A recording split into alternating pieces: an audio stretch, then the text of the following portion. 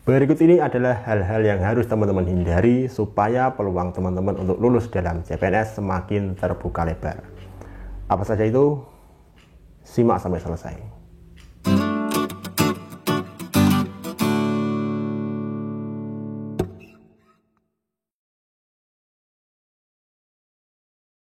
Yang pertama adalah tidak menguasai materi dasar. Ingin ikut tes CPNS, tetapi belum menguasai materi dasarnya. Padahal ini baru materi dasar. Sedangkan nanti ketika teman-teman ikut tes yang sebenarnya, materi dasar itu sudah dikembangkan sedemikian rupa. Jadi menguasai materi dasar ini adalah wajib teman-teman lakukan dan jangan teman-teman hindari.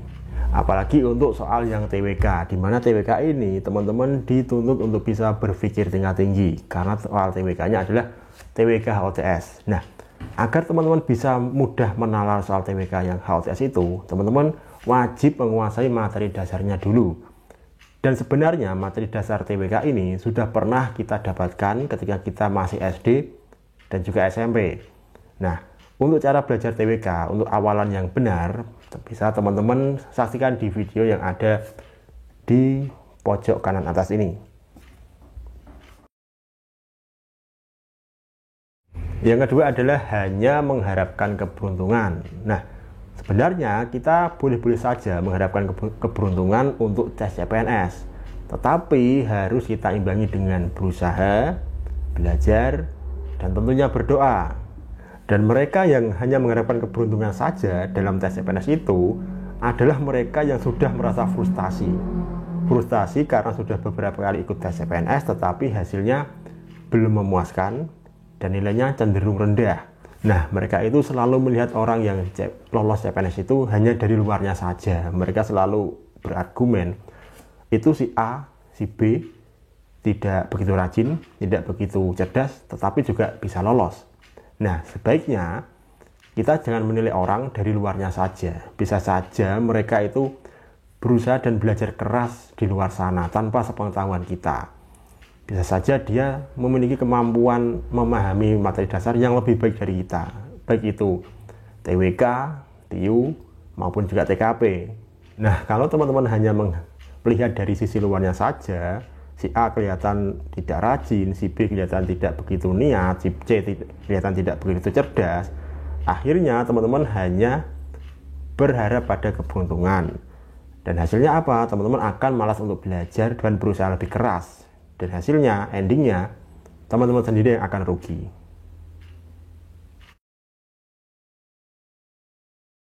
Ya, terlalu fokus pada FR. Ini juga salah satu kesalahan yang harus teman-teman hindari jika teman-teman ingin peluang untuk lolos lebih besar. Memang benar, FR itu adalah soal yang keluar pada tes yang sebenarnya.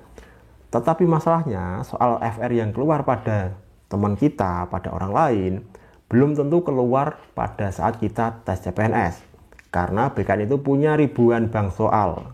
Nah, kalau teman-teman hanya belajar soal FR saja tanpa belajar materi yang lain, khususnya teman-teman tidak menguasai materi dasar SKD, kemungkinan besar teman-teman akan kebingungan dan kesulitan ketika soal CPNS yang teman-teman dapatkan ketika tes yang sesungguhnya berbeda jauh dengan FR yang teman-teman dapatkan dan yang teman-teman pelajari.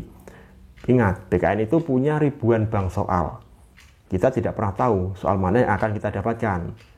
Bisa saja kita dapat soal tentang pasal UUD, sedangkan teman kita tidak mendapatkannya.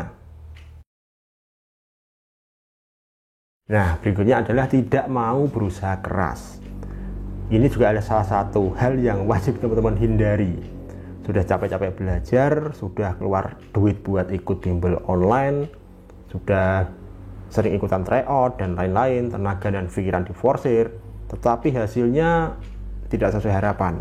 Nah, hal-hal seperti inilah yang biasanya membuat peserta tidak mau, bahkan takut untuk berusaha keras. Ujung-ujungnya yaitu tadi, hanya mengharap keberuntungan saja. Ingat, semakin keras teman-teman berusaha, semakin keras teman-teman berjuang, dan semakin banyak yang teman-teman pelajari, maka peluang sukses teman-teman dalam CPNS semakin terbuka lebar. Nah, Bang, itu teman saya tidak belajar, kok bisa lulus, bisa tinggi skor SKD-nya? Nah, mungkin ada yang bertanya seperti itu. Nah, sekarang pertanyaannya dibalik, saya balik. Apakah kamu sudah yakin dengan kemampuanmu? Apakah kemampuanmu sudah setara atau sama dengan temanmu yang lolos tanpa belajar itu? Kalau sudah yakin sama selevel, silakan, tidak usah belajar, nggak apa-apa. Tetapi kalau belum, nah lebih baik teman-teman berusaha lebih keras lagi. Yang berikutnya adalah ikut-ikutan tidak belajar. Nah, ikut-ikutan tidak belajar ini biasanya sepaket dengan apa yang sudah saya sebutkan di depan. Bermula dari takut berusaha, akhirnya hanya mengharap keberuntungan, dan ujung-ujungnya ikut-ikutan tidak belajar untuk persiapan CPNS. Memang dalam beberapa kasus ada beberapa peserta yang hanya sedikit belajar, bahkan tidak belajar, tetapi bisa lulus CPNS. Bahkan skornya tinggi pula, bisa ranking 1. Nah, seperti saya katakan di depan tadi, materi dasar SKD itu, baik TIU dan TWK, itu sudah pernah kita dapatkan ketika kita masih SD dan juga SMP.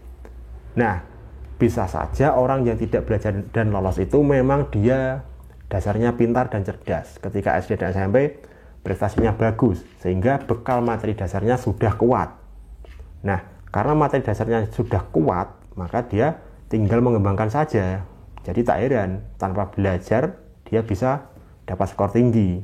Nah, lalu bagaimana caranya bagi teman-teman yang ingin mengetahui apakah kemampuan dasar teman-teman sudah bagus? Teman-teman bisa coba cara ini. Coba teman-teman ikuti tryout, tetapi tryout yang berkualitas. Ikuti 4 kali tryout, dan dari 4 kali tryout itu nilai teman-teman harus 450 ke atas untuk 110 soal. Itu yang harus teman-teman lakukan jika ingin mengetahui apakah kemampuan dasar teman-teman ini sudah cukup atau belum.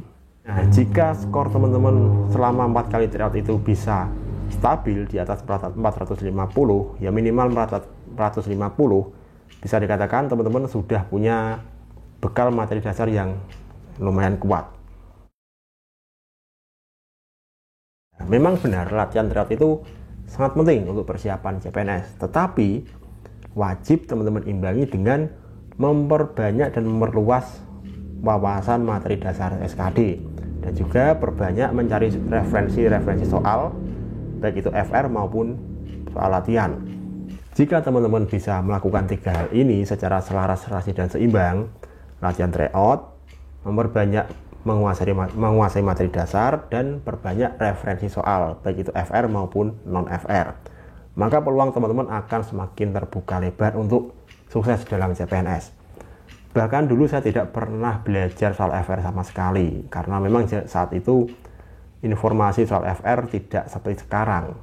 Dulu belum ada konten yang membahas tentang soal FR, beda dengan sekarang, yang mana teman-teman bisa cari soal FR yang lumayan banyak lah. Nah, kalau saya bisa, harusnya teman-teman lebih bisa dari saya dan juga teman-teman yang sudah lolos tahun-tahun sebelumnya.